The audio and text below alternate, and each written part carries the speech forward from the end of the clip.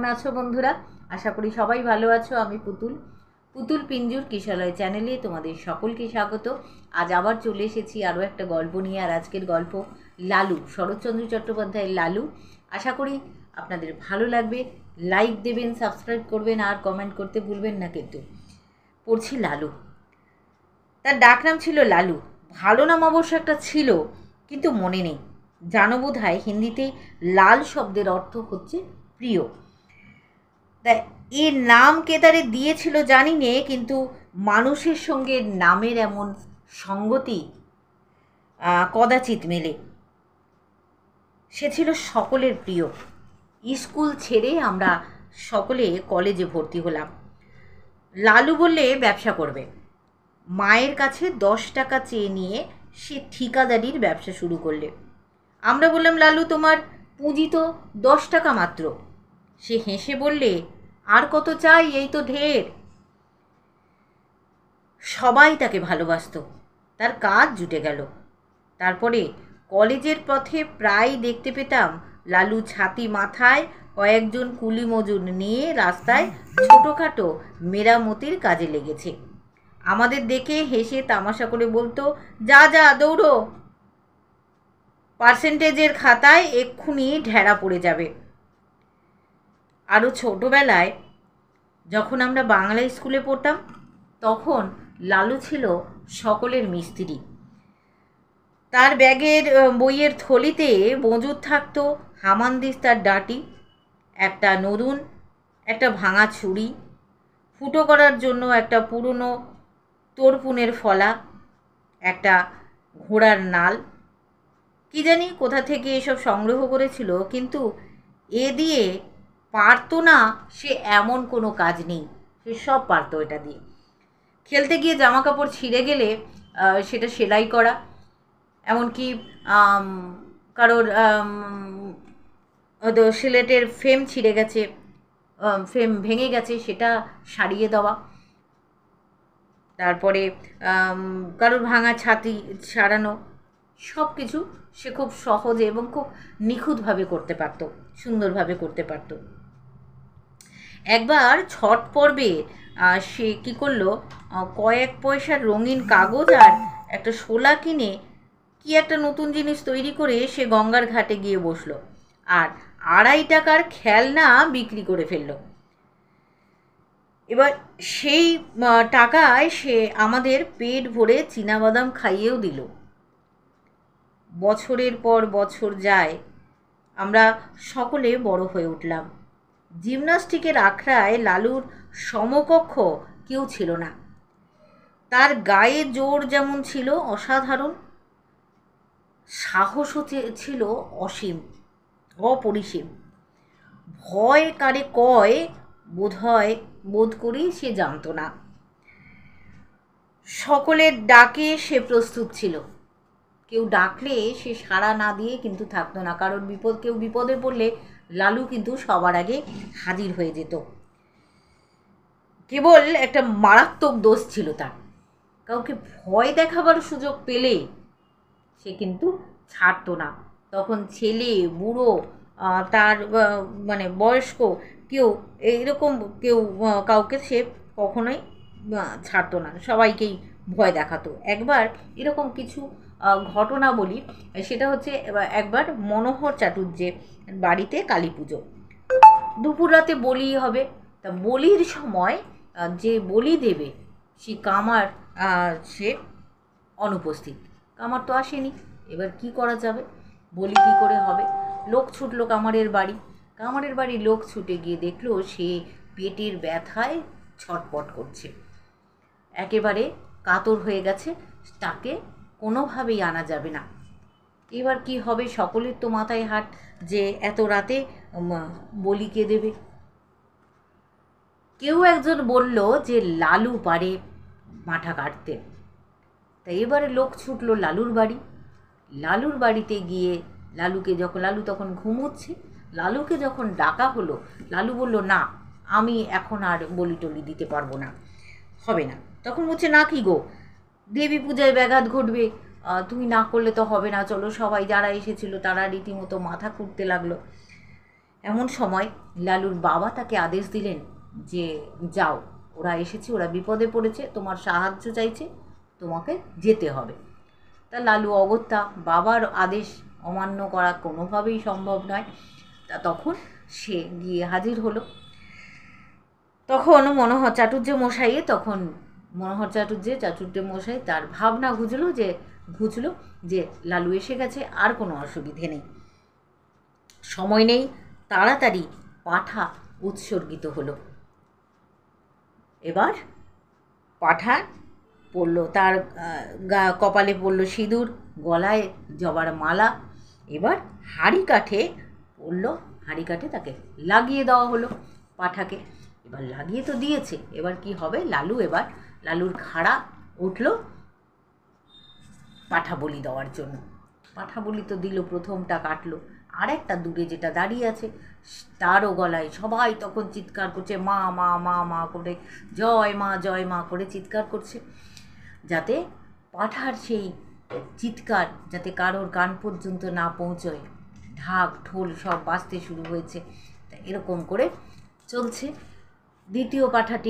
একটা পাঠা কাটা হয়ে গেল, দ্বিতীয় পাঠাটি আবার তার কপালে পড়ল সিঁদুর, গলায় পড়ল জবার মালা, হয়ে গেল। এবার সেটাও কাটা হলো। কাটার পরে সব যথারীতি সেই সবাই মা মা করে চিৎকার করে উঠল, ঢাক ঢোল বেজে উঠল, এবং কালো মেজে হয়ে গেল, রক্তাক্ত মুন্ড হয়ে গেল ছেদ। এইবার লালু চুপ করে খানিকক্ষণ বসে রইল। তারপর আগেই বলেছি, লালুর মাথায় দুষ্টু বুদ্ধি যদি খেলে তাহলে কিন্তু একেবারে সবাইকে ভয় দেখানোর একটা সুযোগ যদি লালু পায় তাহলে কিন্তু একেবারে সে কখনোই ছাড়ে না। তা এখানেও তাই লালু এবার দ্বিতীয় পাঠাটি কাটার পর লালু কী করলো, হঠাৎ বিস্ফারিত চোখে খাড়া উঠিয়ে বলল, আর পাঠা কোথায়, পাঠা নিয়ে এসো। বলছে, আর তো পাঠা নেই, আমাদের তো দুটো পাঠাই বলি হয়। বললো, না মা আরও পাঠা বলি নেবে আমার উপরে, যে আমার আরও পাঠা চাই বলে এইবার খাড়া নিয়ে দৌড়লো। বললো, না হলে নরবলি দিয়ে দেবো। এবার সবাই ছুটছে, সবার পেছনে লালু ছুটছে। এবার ছুটলো গৃহকর্তা মনোহর চাটুর্যের পেছনে। এবার ছুটতে মনোহর চাটুর্যেও তো ভয়ের চোটে বললো, বল আর পাঠা বলি দিবি? হ্যাঁ, তা এবার প্রবল বলছে, সঙ্গে বারান্দায় কার্পেট আসনে সব মনোহর চাটুর্যে মোদিত নেত্রে জপ করতে লাগলো। আর লালু ভয়ঙ্কর হুঙ্কার দিয়ে সশব্দে চিৎকার করে উঠলে, বলল, বিস্ফারিত চোখে তারা দুটো চারদিকে ঘোরাচ্ছে আর বলছে, পাঠা কই, আর পাঠা কই? খাড়া নিয়ে দৌড়েছে, সবাই কর্কশ শব্দে বলছে, পাঠা আমার চাই, মা মা জয় কালী বলে লালু এবার দৌড়চ্ছে। দৌড়ে বলছে, এবার সব ঠেলাঠেলি হুড়োহুড়ি শুরু হয়ে গেল চারিদিকে, যে কি করে কি হবে। বলছে, এই রে, হ্যাঁ, এইবার এইসব করে এবার লালু গর্জে উঠলো, মনোহর চাটুর্যে কই, পুরুত কোথায় গেল?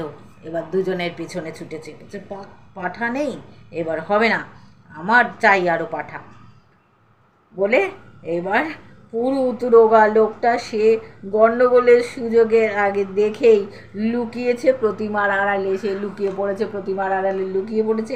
এবার মনোহর চাটুর্যে কোথায় যাবে, সে তাড়াতাড়ি ঠাকুর দালানের আড়ালে গুরুদেবের প্রশাসনের কাছে গিয়ে চণ্ডীপাঠ করছিল। সেও তাড়াতাড়ি ঠাকুর দালানের একটা মোটা থামের পিছনে গিয়ে গা ঢাকা দিয়েছে।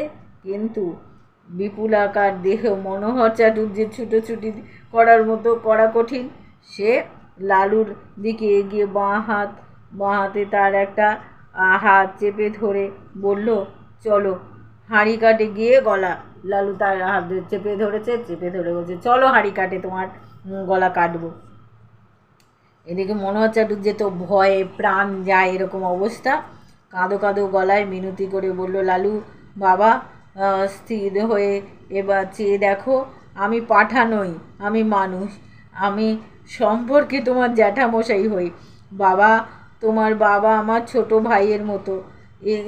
সে সে জানেন আমার খুন চেপেছে, সে জানি নে আমার খুন চেপেছে, চলো তোমাকেই বলি দেব, মায়ের আদেশ। বলে এবার চাটুর্যমশাই তো ডুকরে কেঁদে উঠলেন। না বাবা, মায়ের আদেশ নয়, কখনো নয়, মা যে জগৎ জগৎজননী। লালু বললে, জগৎজননী? সে জ্ঞান তোমার আছে তোমার? হ্যাঁ, আর দেবে পাঠা বলি? ডেকে পাঠাবে আমাকে পাঠা কাটতে, বলো।